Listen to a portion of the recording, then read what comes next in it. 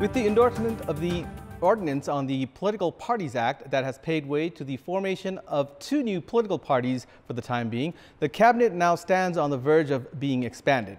Just as we wait for these new parties to be authenticated by the Election Commission, we are sure to witness intense political bargaining in the changed dynamics of national politics.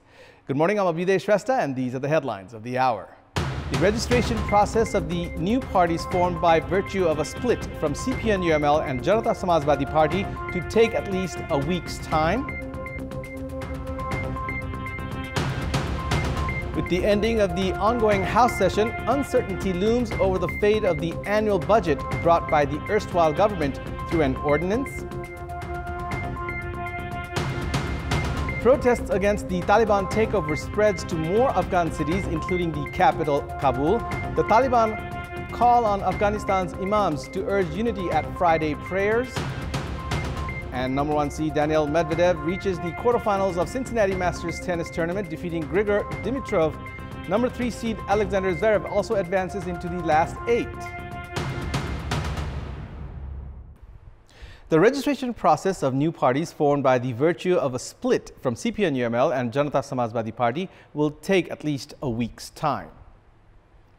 The Election Commission has moved the process forward to amend the act that will give official status to CPN-UML Samajwadi and Janata Samajwadi Loktantrik.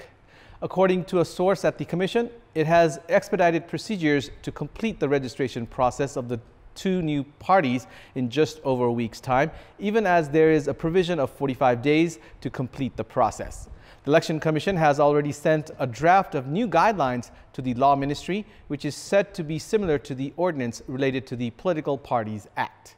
The Commission will begin its procedure once the guidelines are approved by the Ministry and then published in the National Gazette. The Election Commission informed that it can determine the actual registration time only if the applicants will fulfill all the required procedures, including the amendment of officially filed documents.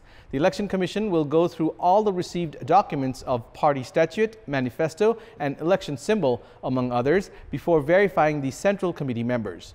The Commission will give official status to the respective parties only if the number of Central Committee members is fulfilled as per legal provision.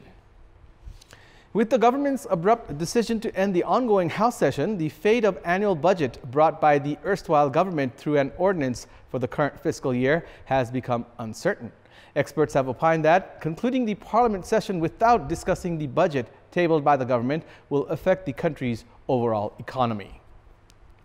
The erstwhile government, which had dissolved the lower house on 22nd of May, introduced the annual budget a week later. However, the Supreme Court revoked the government's decision and reinstated the House of Representatives before the budget came into effect. The newly formed government, led by Nepali Congress President Sher Bahadur Deuba, tabled all the ordinances, including the one on the budget. Meanwhile, during the House session, Finance Minister Janardhan Sharma had announced of introducing a replacement budget bill. However, the government abruptly ended the House session without holding discussion on any of the ordinances, throwing uncertainty over the budget. Constitutionally, the ordinance tabled at the Parliament will be scrapped if not endorsed within 60 days. There is no likelihood of endorsing the budget by calling the House within a month, and this is sure to affect the current fiscal year. This has also affected the minimum common program of the government.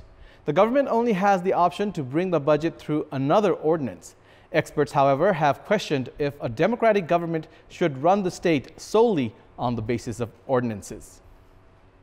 The country continues to reel under coronavirus as 33 individuals succumbed to the virus yesterday, taking the country's death tally to 10,429. 2,321 more individuals tested positive as 11,946 samples were tested through the PCR method.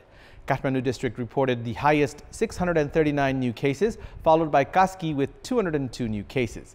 Lalitpur district reported 127 new cases, while Bhaktapur registered 101 cases. Meanwhile, the number of recoveries has reached 691,299 as 2,126 registered full recovery from the virus yesterday. There are 40,500 active cases in the country at the moment, out of which 37,114 are in home isolation, 739 in intensive care units, while 168 are on ventilator support. The collection of waste materials in Kathmandu will take 2 more weeks to resume. We have more in this report. The waste materials in the federal capital, Kathmandu, will be collected from 2nd of September as per the agreement between the Ministry of Urban Development, landfill site construction companies and Kathmandu Metropolis.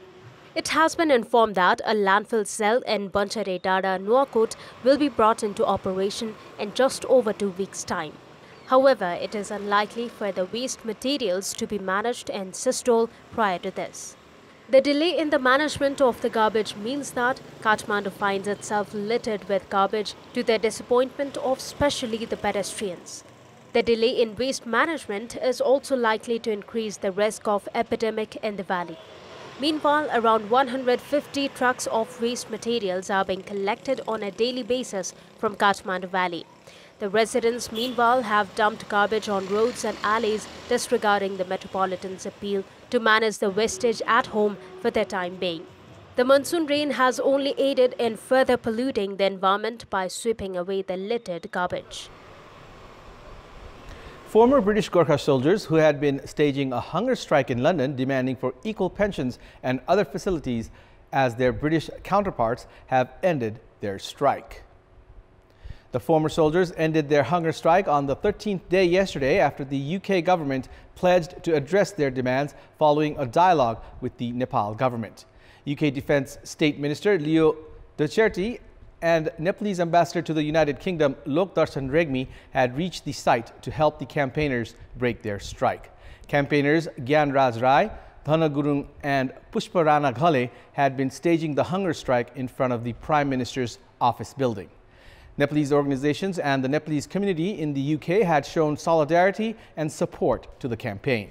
Based on the agreement, a preliminary discussion is expected to take place next month between the UK government officials, representatives from the Nepal government and the Gorkha soldiers, leading up to the final discussions in December. The coronavirus transmission rate has been surging due to crowds of service seekers at hospitals, vaccination centers, district administrations, banks and financial institutions. In this context, in our Public Voice segment, we had asked the local residents in Morong, why is there lack of concern to minimize crowds at public places? Let's take a look at what they had to say.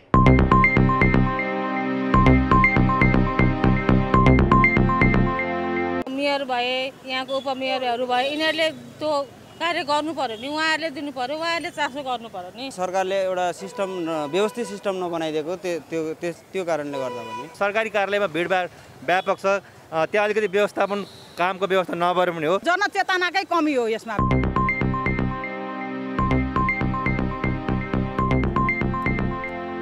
And it's time now for our segment Public Pulse, where you text us with your opinion.